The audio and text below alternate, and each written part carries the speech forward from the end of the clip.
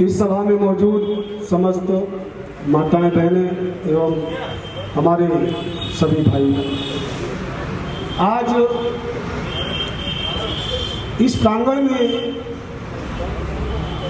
हमारे सबसे चहेते श्रमिक समाज कल्याण संघ के जन्मदाता बीएल चौधरी जी, आज इस मंच पे मैं काफ़ी सालों बाद देखा, मुझे इतनी प्रसन्नता हुई।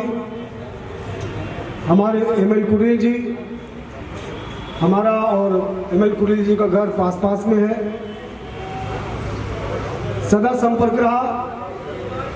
श्रमिक समाज एक ही मजदूरों का ऐसा संगठन है जो मजदूर को उसके हक को दिलाने के लिए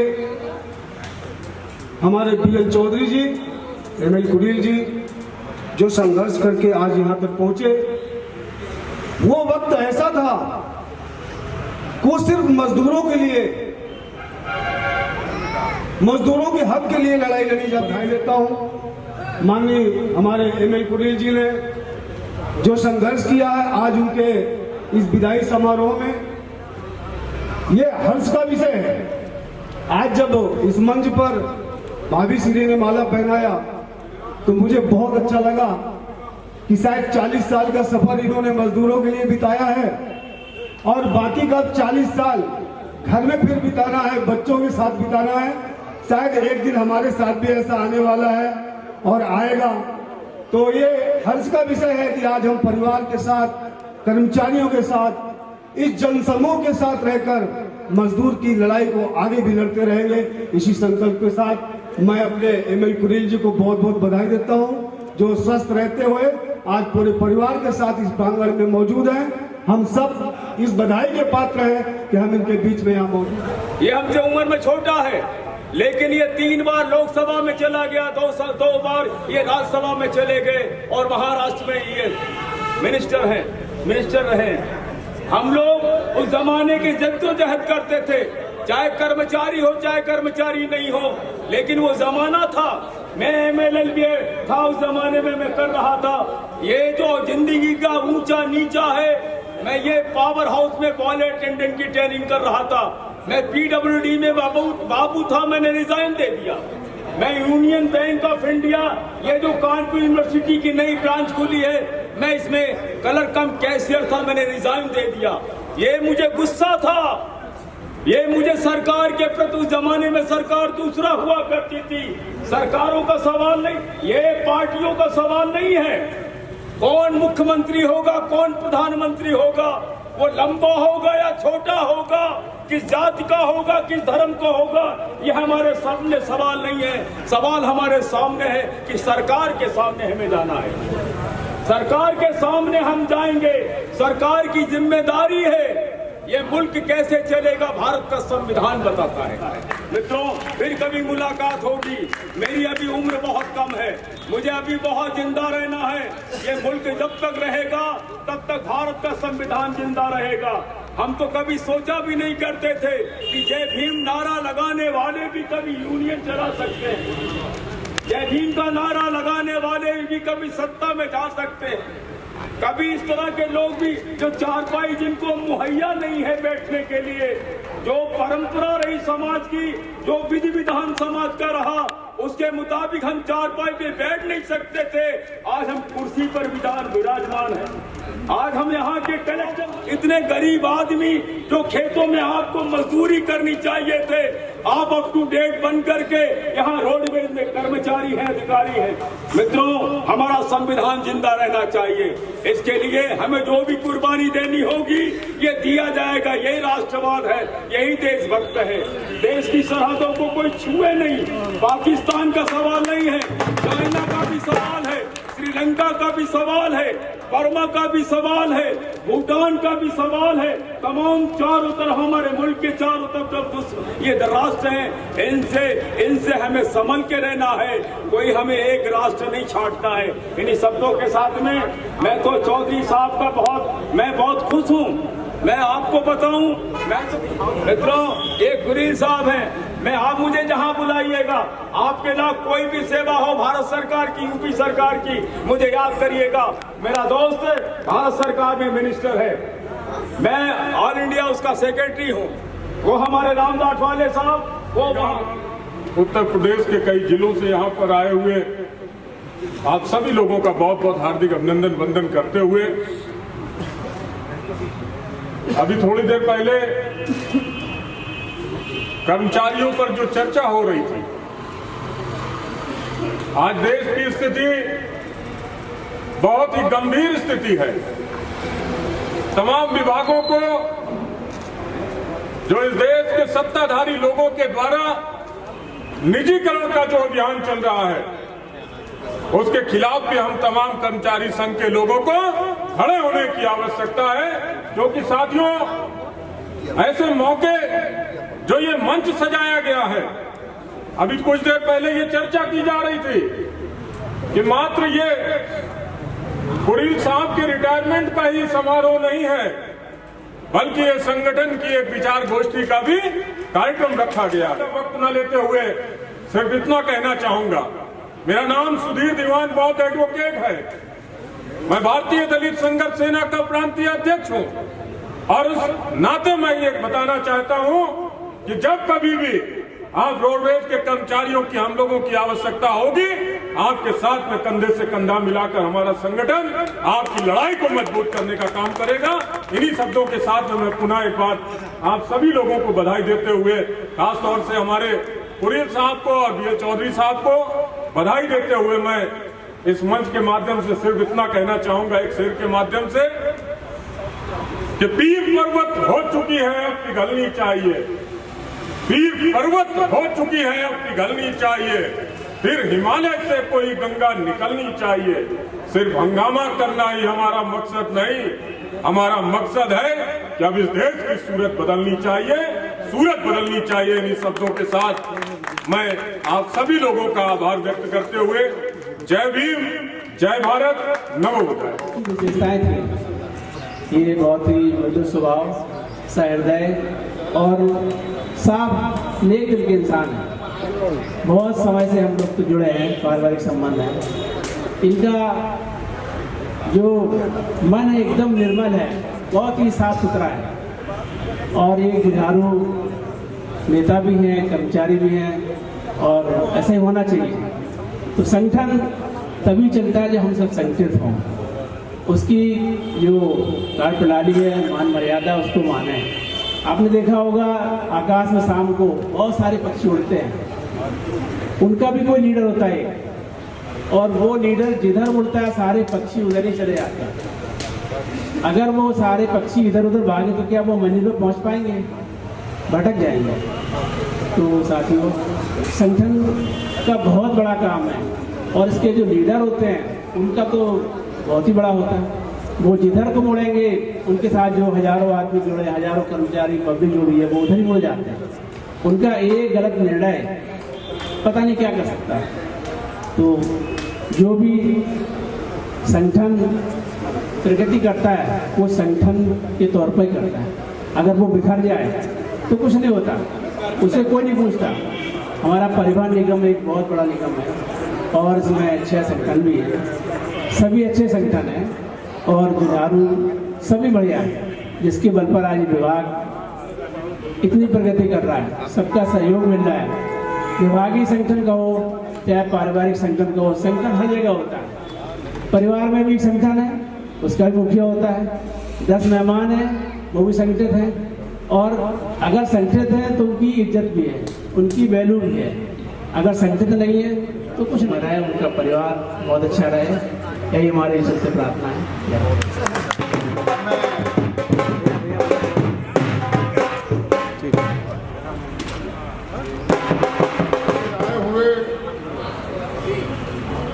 श्रमिक समाज कल्याण संगठन पदाधिकारी एवं सदस्यगण, आज कुरील साहब का औपचारिक विदाई, वैसे तो इनका 31 तारीख को संडे का दिन था, जिसके वजह से इसको समय आगे बढ़ाया गया कि लोगों की उपस्थिति रहेगी, यहाँ के कर्मचारियों की भी अपने 6 तारीख के लिए औपचारिक रूप से आज विदाई समारोह रखा गया है। इसमें अच्छा कार्यक्रम रहा और सभी लोगों का सहयोग हमारे विभाग के भी अधिकारियों का, कर्मचारियों का, पदाधिकारियों का भी मिल रहा है। और अभी लोगों ने बताया और सच्चाई भी है, मैं भी आज करीब 2009 से इस संगठन का प्रांतीय अध्यक्ष हूँ, लेकिन इतना कहना जरूर चाहूँगा कि चौधरी साहब, एमएल पुरी साहब, इन दोनों आदमियों ने इस संगठन को आगे बढ़ाया और काफ़ी मेहनत किया। पहले ये संगठन खाली करने का समय था, सीमित था। इन लोगों ने पूरे प्रदेश में काफ़ी मेहनत करके इसको विस्तार रूप में अपनी बातों को विराम देता हूँ।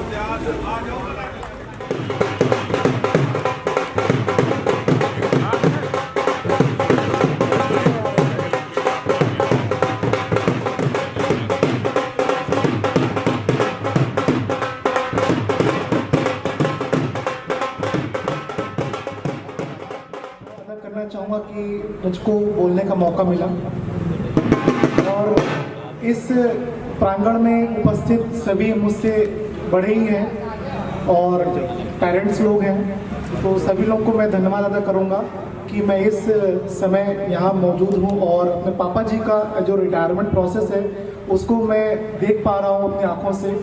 और जो भी जितने भी लोग आए सम्मान में जो भी लाइनें बोली, ये तो सही बात बोली लोगों ने कि लोग जितने लोग जब ज्वाइन करता है बंदा, कोई भी संगठन हो चाहे कोई भी अपना कोई भी नौकरी हो, तो जिस दिन बंदा ज्वाइन करता है तो उसके बाद उसकी एक सर्विस पीरियड के बाद उसका एक डेट डिसाइड हो जाती है कि हाँ आज आपका रिटायरमेंट होगा। तो ज्वाइन डेट और रिटायरमेंट भी लिख दी जाती है। तो आज वो दिन है रिटायरमेंट का। वैसे तो 31 जनवरी को रिटायरमेंट था, बट संडे के कारण आज 6 तारीख को ये शुभ अवसर प्रदान हो चुका है और हम लोग सब एक इकट्ठा हुए हैं। तो वैसे मैं अपना नाम बता दूं, मेरा नाम रुपेश सिंह है और मैं ITI में इंस्ट्रक्टर हूँ। मेरी एजुकेशन भी काफ़ी ठीक रही है, तो मैं अपने कुछ स्किल्स मेरे पास संगीत की हैं, तो मैं संगीत के माध्यम से कुछ लाइनें कहना चाहूँगा। क्योंकि एक ये मूवमेंट ऐसा है क्योंकि लोग बिछड़ रहे हैं, पापा जी बिछड़ रहे हैं यहाँ से, क्योंकि अब इस समय है, अब वो कर्मचारियों को उतना समय नहीं दे पाएंगे, बट इस संगठन के रूप पर यहाँ पर मौजूद जरूर रहेंगे। तो मैं एक गीत जरूर गाना चाहूँगा। चलते चलते मेरे ये गीत याद रखना, कभी अलविदा ना कहना, कभी अलविदा ना कहना, कभी अलविदा ना कहना, कभी अलविदा ना कहना। बीच राह में दिलबर बिछड़ जाए कहीं हम, मगर राह सुनी सुनी सी लगे हैं जीवन की ये डगर। बीच राह में दिलबर बिछड़ जाए कहीं हम, मगर राह सुनी सुनी सी लगे हैं जीवन की ये डगर। हमें लौट आएंगे तुम यूं ही बुलाते रहना। ये लाइन मैं इसलिए बोल रहा हूँ क्योंकि संगठन से जुड़े हुए हैं। आप जब भी बुलाएंगे पापा जी को तो जरूर वो यहाँ पर उपस्थित रहेंगे। तो कभी अलविदा ना कहना, कभी अलविदा ना कहना, कभी अलविदा ना कहना, कभी अलविदा ना कहना। Thank you so much. जिनका नाम परिवहन निगम में सामंजस्य के रूप में, सर्व स्वीकारता के रूप में हमेशा याद रहेगा। सभी संगठनों को जब कभी मोर्चा बनाने की बात आई तो सभी संगठनों ने मुंशीलाल जी के नाम पर सहमति जताई। इनके विरोधी भी वैसे तो कोई है नहीं, लेकिन ये सबसे बात करते थे, सबको साथ लेकर चलने की जो क्षमता है वो मुंशी लाल जी। ऐसी बहुआयामी व्यक्तित्व, ऐसी शख्सियत आज विभागीय सेवाओं से ये 31 को सेवानिवृत्त हुए हैं और इनके लिए जो सम्मान समारोह आयोजित किया गया, मैं उस समिति को भी बहुत बहुत धन्यवाद देता हूं, आयोजकों को भी धन्यवाद देता हूं। जीवन का, उनकी स्वस्थ जीवन की कामना करते हुए उनको बहुत बहुत साधुवाद देता हूं। धन्यवाद। मंत्री जी हैं, उनको हम लोगों ने वोट दे करके एमएलए बनाया, एमपी बनाया, यहाँ तक कि आज मुख्यमंत्री के पद पर आसीन हैं। उनको वोट हम क्यों देते थे? हमारा एमएलए हो जाएगा, हमारे गांव का विकास होगा, हमारा गांव चमकेगा, हमारा नौकरी में हम कर रहे हैं, हमारे पड़ोसी हैं, हमारे गांव के हैं, जो है हमारा रोडवेज का हम लोगों का दुख दर्द समझेंगे। लेकिन क्या रिजल्ट आज है? सौतेला व्यवहार हम लोग के साथ कर रहे हैं। आज हम लोग वहीं गोरखपुर में धरना देते हैं, मीटिंग करते हैं, उनके पास जाते हैं, लेकिन बहरे हो गए हैं, गूंगे हो गए हैं, दिखाई नहीं दे रहा है। हम लोगों का दुख दर्द पीड़ा उनको खुद नहीं दिखाई दे रहा है जो है। तो ये जो कुरेल जी हैं और जो माननीय चौधरी जी हैं, ये लोग जो श्रमिक समाज कल्याण के पीछे इतना श्रम टाइम दे करके हम लोगों को जो है आगे बढ़ाने का, लड़ाई लड़ने का, अपने हक के लड़ाई लड़ने के लिए उत्साहित किए, संगठन बनाए, चला रहे हैं। इसके लिए जो है हम इनको धन्यवाद देने के लिए गोरखपुर से आए हैं जो है।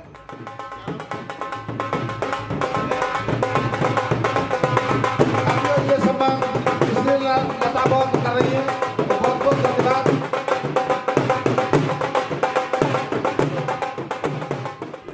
उपस्थित हैं हम लोग श्री एमएल कुरेल जी के जो है विदाई समारोह में और इनका सम्मान कर रहे हैं। श्री कुरेल जी का व्यक्तित्व अपने आप में बहुत जो है अद्वितीय है, अद्भुत है और अनुकरणीय है।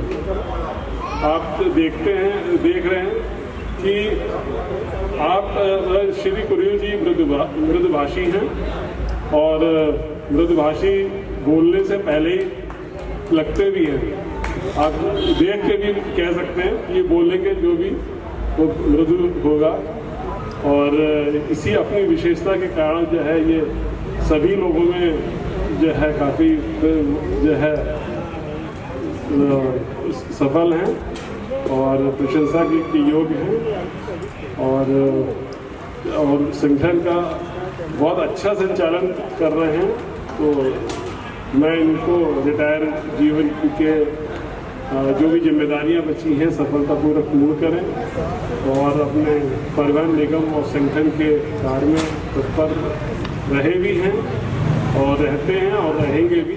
इन्हीं आशाओं के साथ मैं इनके जो है स्वस्थ रहने की ऊपर वाले से कामना करता हूँ। धन्यवाद। सम्मानित आज इस विदाई समारोह के मुख्य अतिथि हमारे एमएल कुरेल जी और श्रमिक समाज कल्याण संघ के संस्थापक आदरणीय और हमारे बुजुर्ग पिता तुल्य, यानी उनके लिए हम कुछ भी कहें वो बहुत कम है।